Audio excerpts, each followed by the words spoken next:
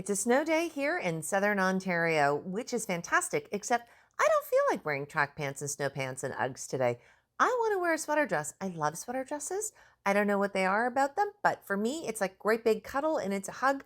But there's definitely a couple of things that you need to know to be able to make them look and feel comfortable, and a couple of things to do to actually make sure that you stay warm in them. So, I'm sharing a couple of things that I've been doing over the years, what I see my clients make the mistake doing as well, and hopefully give you some ideas about how you can wear a sweater dress any time of the year, but especially on a snow day.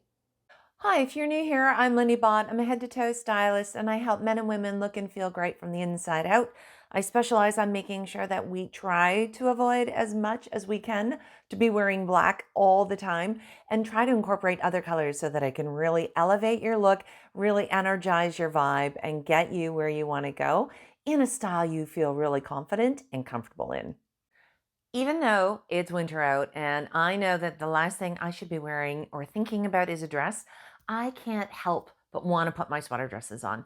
But on their own, they're just too boring, they're too flat, and God knows I don't want to have to always go back to wearing black. So here's a few tips to take a boring sweater dress in brown to make it something a little bit more elevated without wearing black. Let's do it. How I build any style is from the ground up. So the number one thing that we start with, well, the number two thing we start with is our footwear. The number one thing you start with is your hair. Before we get to footwear, I want to share with you one of my absolute favorite hacks. The thing with a sweater dress is they're pretty form fitted, right? Unless you've got a loose one, you still have to define your waist somewhere.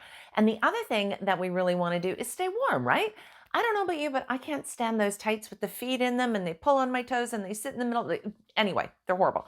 What I've discovered and I love and share with all of my clients is my favorite hack. And these go under skirts, they go under pants that are really light, anything you need. It's the yoga pant or an exercise tight, right? Finishes at the waist, gives a little bit tummy control, finishes at the ankle. And the best thing is it has a natural slip to it. So you get that smoothness from other shapewear and or, shapewear that finishes at the thigh. Never enjoyed those ones. Can definitely see through such a fabric like this, which is thinner.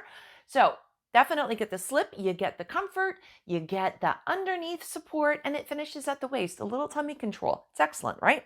Then we do a little bit of a longer sock over top, and voila, very comfortable. Am I going to be taking my boots off? No, but I bet you're not going to think about the color of boot that I'm going to wear.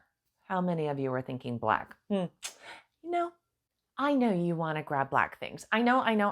However, there are other neutral colors out there. And when you see the difference and understand the reason, we will finally get you, maybe, hopefully, out of wearing always black footwear. Watch this. Okay, for starters, here's the black. I know this is the automatic everybody goes to, but stop and think about this for a second. I'm really fair. I have fair skin, I have fair hair, I have light eyes, and I'm not wearing anything else black. Black ends up looking like anchors on your feet. Now, this is maybe sophisticated or elegant, but the other side of this is it's kind of harsh and it's kind of rough and it's kind of motorcycle-y. That's not the vibe I'm going for. If that's the vibe you're going for, that's different. But you've got to be able to pick your style, and black is not always the default. It doesn't always work in your favor, especially when you should be using something that's more in line with your hair color. Watch this. Okay, so here's our alternative. You can definitely go with another neutral. Here's the thing, you don't have to go brown and beige and brown and all the things that are, beige and boring. You can introduce a different color. Absolutely introducing gray allows you to stay within those neutral tones and do something that's a little softer overall. I don't really have any darkness through my hair and my eyes and my skin, so the gray actually accentuates my overall tone much better. It has a longer streamlined look and it doesn't have the same weight that the black boots do on my feet, so I don't have those anchors sitting down there. It gives it a longer line and it's a softer look altogether. Let's accessorize it. Okay, this is a big one for me because accessorizing a dress that goes down this long past most of our natural line where our golden mean would live is a big deal because we just end up looking really long. Now, in my case, I have shorter legs and a longer torso. And the reality is it just looks really hippie.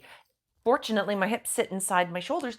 But the most important thing I want you to remember is this is just a blank canvas. We really got to kind of define that edge to take the look away from the widest part. So, what I want you to think about is how you're going to be wearing a necklace. And a lot of people tell me that they would just probably have something up here and they would put a sweater over top of this, right? Well, it's an option, but I want you to think about how this actually sits on your body. So, think about where is this falling? Now, if we look at how this dress sits, we've still got a lot of length on the bottom. It's too long here. We really need to find our center X. And what that looks like is a point where it will take the eye on a natural diagonal to go to the widest. And the reality is, you look at this visually, you can see this when you're looking in the mirror, but I want you to stop and think about what's the most natural line where it will accentuate my most narrow space, bring the eye up to the shoulder, and give us that styled look without making us look like our torso is long by finding the right spot. Now my legs look long, and I'm much happier with that. Okay, so here's a perfect example. You can see I've tied it in a knot and I've left the two medallions in different locations. So first of all, look, this one is too long. It definitely does not give the balance. It's too far. It's the same concept as what I talked to you about your sleeves and all of those things. And if you haven't checked that out, go to my website. I've got a freestyling training on where to put all your lines and make your body look more flattering. Anyway, you can see how this one sits too long. However, the shorter one is sitting in the right zone. It's got that thinner space. It's giving right off to the shoulders. And you can see that that's just a natural line. Your eye sees this in the mirror, but when you look at where it's actually falling and you put a little bit of attention into the line, you can absolutely see the difference where we automatically think, oh, something's too long. Tie it, change the zone, find the right location. If nothing works, then toss that and go get some new stuff. Here's something I see my clients make a big mistake with all the time. So check this out. The fact that the dress goes down further than our natural flattering line around the knee makes it a cocktail length. So it automatically throws the length off. By throwing a blazer, while color family wise might be really attractive, overall the blazer is just too big. What we've got is a quarter of the boot showing, a quarter of the dress showing, and half of the jacket showing. It's the thirds, it's not lining up, and you're cut in half again. It's definitely overpowering the dress. I've completely lost the shape of my body in this dress, and the jacket's wearing me. It doesn't look really balanced with the outfit, and it doesn't give off the vibe that I want to get. Another thing that happens is once I get the necklace out of way, it's just a great big blazer, and I know this is not the look I'm going for. Don't make this mistake with your blazers. Find something that's more flattering, more like this one. What I absolutely love about this is the fact that I have a long back and I have short legs. When you get the balance right, you don't end up looking like that. In my case, I really enjoy having the idea that I have long legs. And as you can tell, the boots are still not cutting the color off. They're subtle. They're just bringing down the line. And yes, while they do have that appearance of being a quarter, the 2/3 is sitting in the skirt of the dress, and the jacket is giving me that definition around the waistline because it's hitting right at the top of my hip bone. This is such a big deal. The other thing I want you to do, roll up that sleeve. If you haven't seen the training yet, go check it out because it'll explain everything. Now, I absolutely love to have this little bit of detail coming across on my dress, coming out from underneath the jacket. Gives it a little pop of color. I would definitely bring a little something something in the center, and I'm ready to go. Love this look. I hope you got some good ideas around sweater dresses and how to make them yours, and some of the things that you could be doing that are working for you, and stop doing some of the things that are working against you. Consider not wearing black every single solitary time on your feet. Wear something underneath this dress to be able to stay warm. And above all, just have fun with it. Add some accessories, get some jackets, and use your eye in the mirror to make sure that you've got your balance right. If you like this, please consider subscribing, sharing, and leaving a comment. If you want to learn more, join me over at my Facebook page.